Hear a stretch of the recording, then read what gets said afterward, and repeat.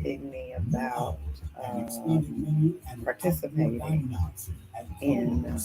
You're on live right now. Just FYI, as people jump on, whatever you say right now will be heard. Yeah. We don't want that. Maybe we don't want to talk about that right now. So,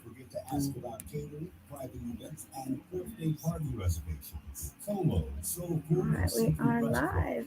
Nobody's on right now. That is odd. Hope everything is okay. Right. Usually the Jumping up right comments now. are popping up. Yes. Okay. I hope this video is live right now, but it's not showing us as live.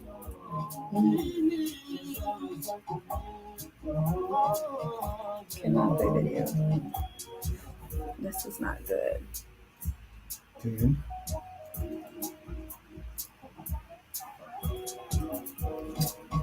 Four, three.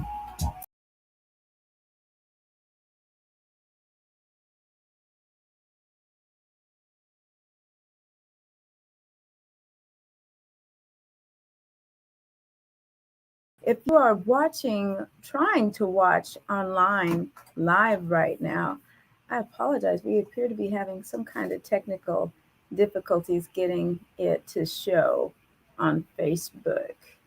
But anyway, let me get back to it. So a couple of weeks ago, we had mental health care advocate Donicia Carlos on the show, and our conversation was about understanding how well the actual title was.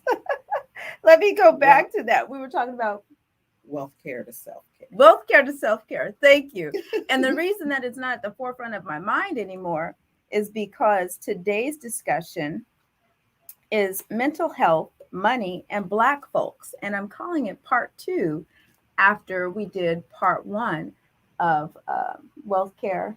Yes, and self-care, and really introducing people to mental health in our community, what that looks like. Some resources were offered, right? Some books, some tips on things that you can incorporate into your life.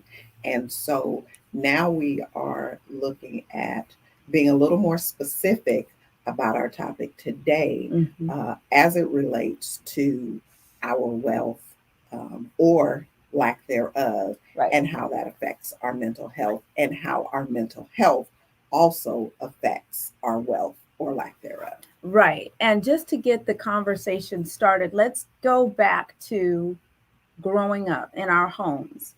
One of the things that differentiates Black household finances versus white household finances, or the wealth building capabilities, is the lack of those conversations happening in our homes. And I think we had touched on it a little bit in the prior show, that because of the financial situation historically, yes, that Black families have been positioned in, which is living a life of scarcity, living a life of where you are trying to make it. Right. Paycheck to paycheck mentality.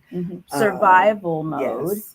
That you really don't have the luxury or liberty to think about financial planning, and weren't taught those kinds of conversations. Therefore, they never came up. What are your thoughts on that?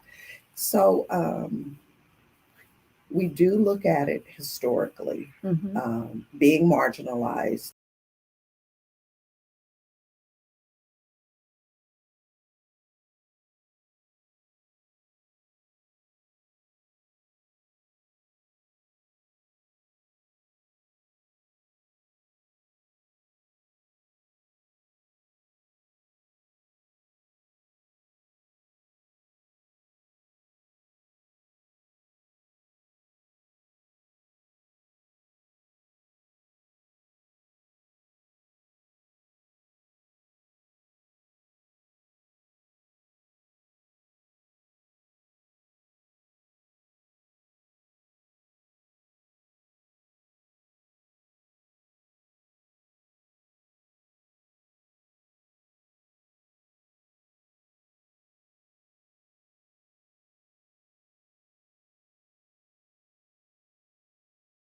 And so we grew up being taught to get a good job, whether that be with the state, the federal government, go to school, get a degree so that you could get a good job.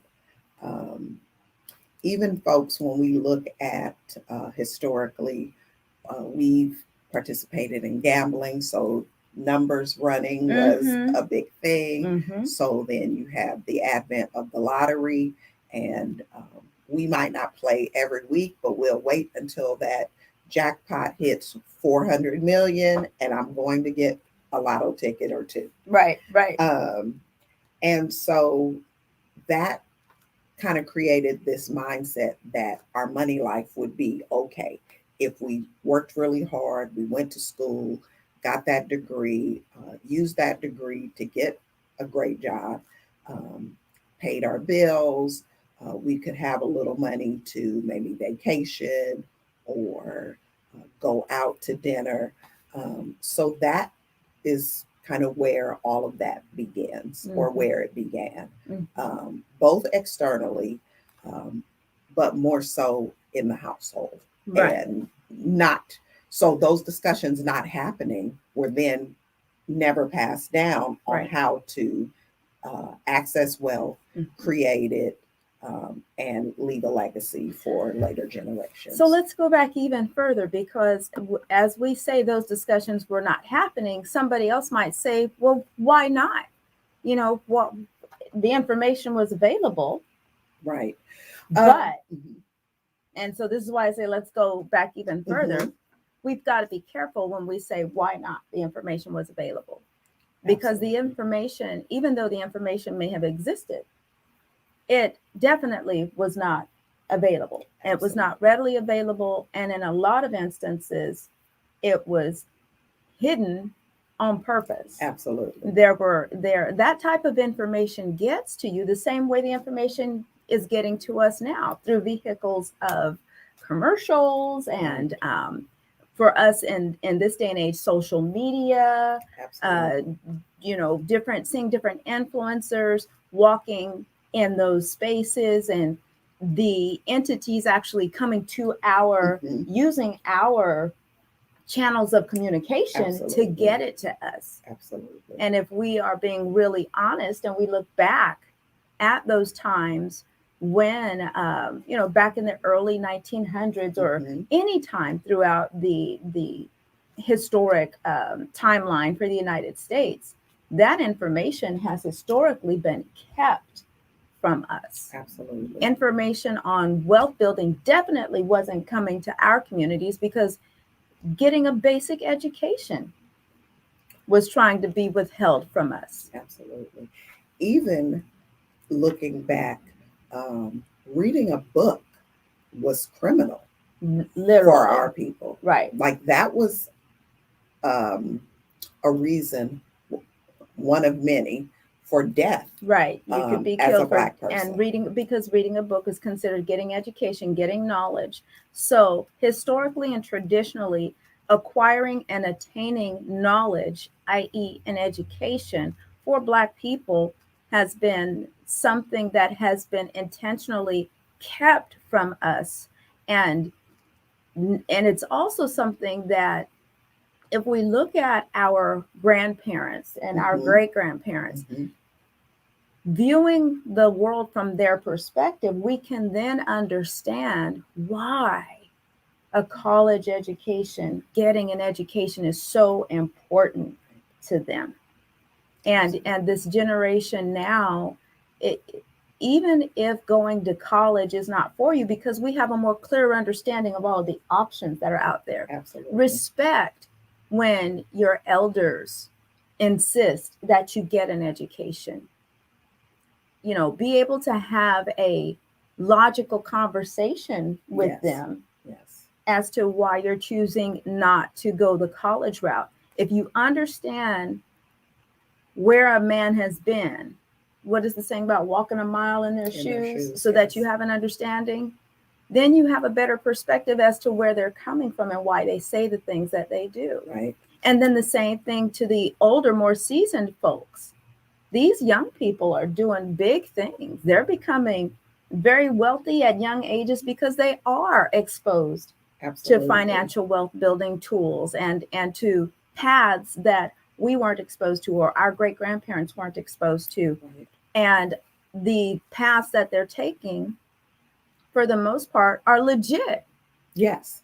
And when you look at where they are in their mentality, they have a belief system in themselves Mm-hmm. that was not necessarily there before, Mm-hmm. where everything we relied on had to do and be about someone else, Mm-hmm. giving it to us, handing it to us. And so, uh, again, with the advent of social media, we talked about that 2 weeks ago and how we can get caught up in what's going on in social media. Mm-hmm. But the flip side of that and the beneficial side of it is because uh, our younger generation and even folks who are starting over or deciding that working for somebody else is just no longer the thing for them.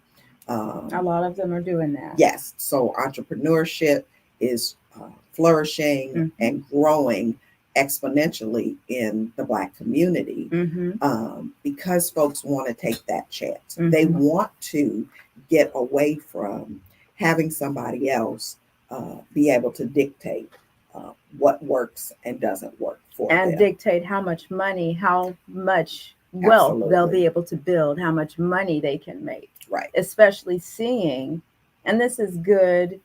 And, there's a good side, there's a plus and a And a minus minus, side, yeah, absolutely. because you've got these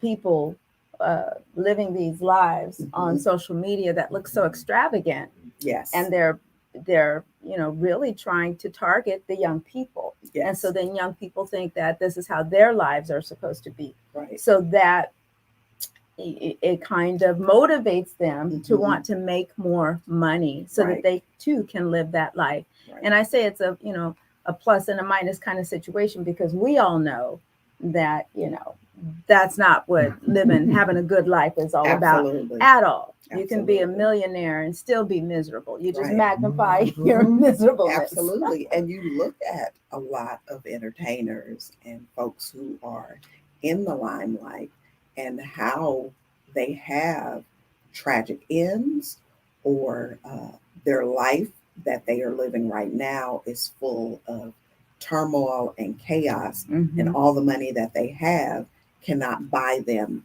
out of the mental space Right. that they are in, Right. and Yeah. they're not getting the help that they need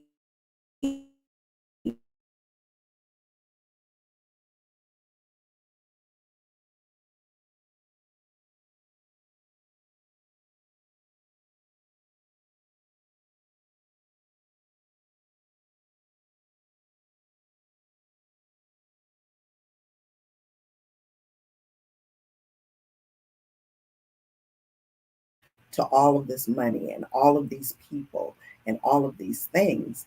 Um, and no one has dealt with the trauma that they have experienced Hmm. as a poor child, Hmm. as maybe a poor adult.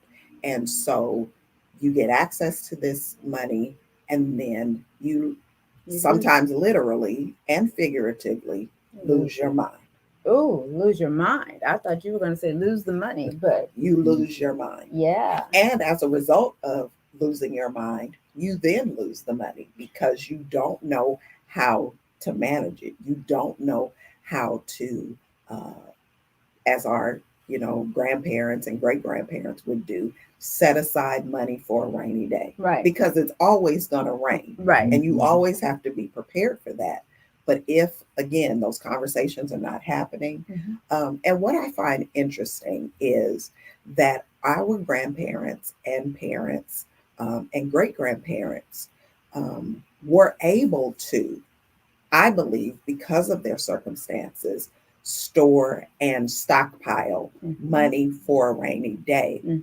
Very small amount that over time accumulated in some instances to massive Absolutely. amounts of money, enabling them to do some really good things. Absolutely. When we look and hear about the stories of Black Wall Streets, and not one, but there were several of Black people being able to come together, not just with each other, but with their intimate families to create businesses, to create wealth, to pass that on.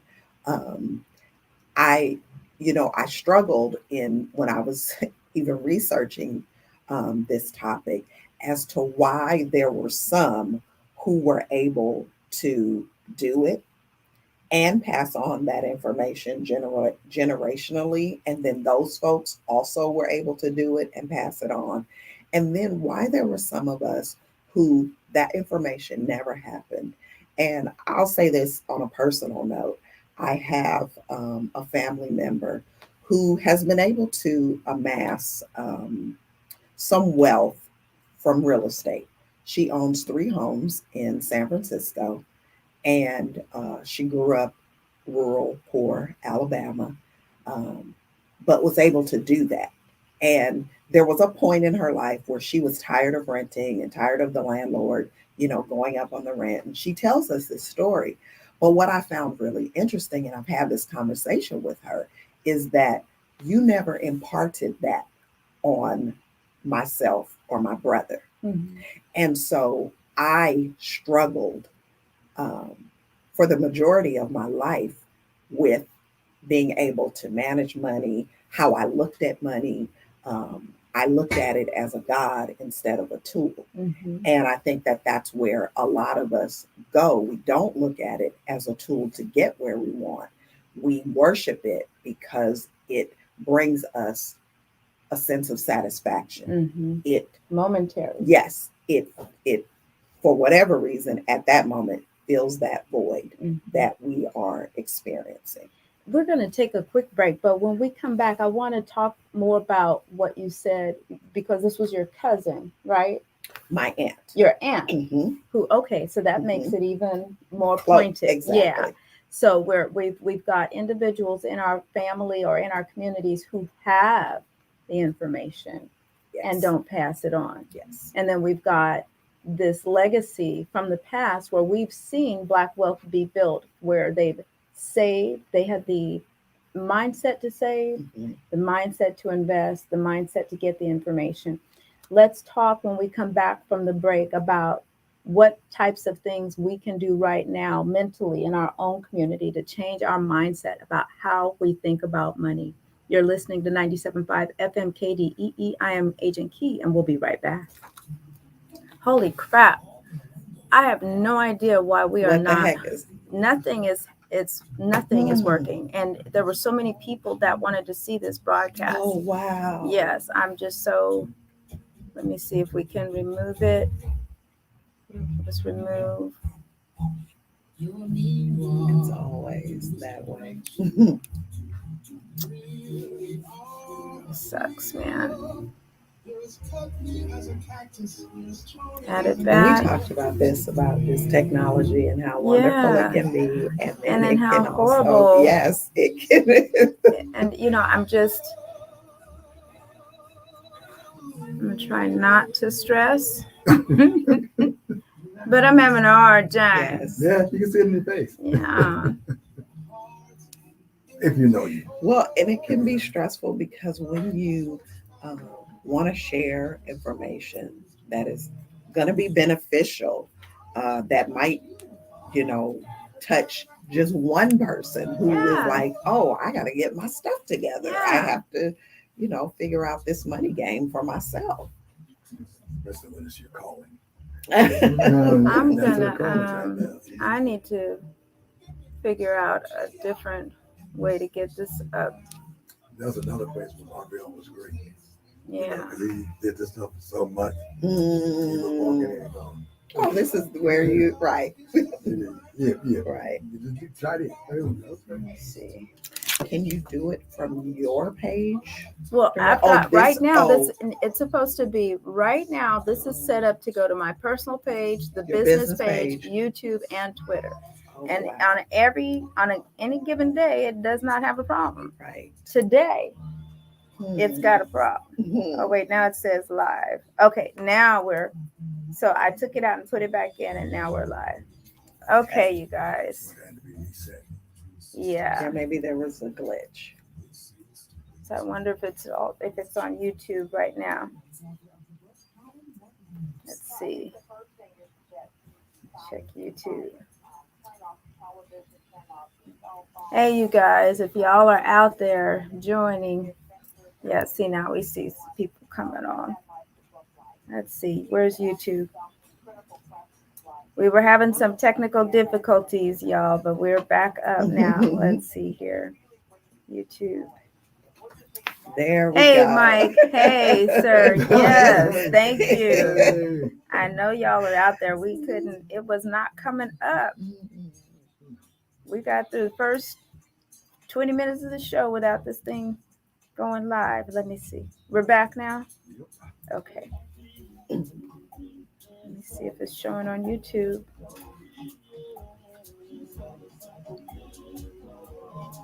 5, AK is a bad one. 3, 1, 9. Hey, everyone. You are listening to 97.5 FM KDEE. I am Agent Key, and we are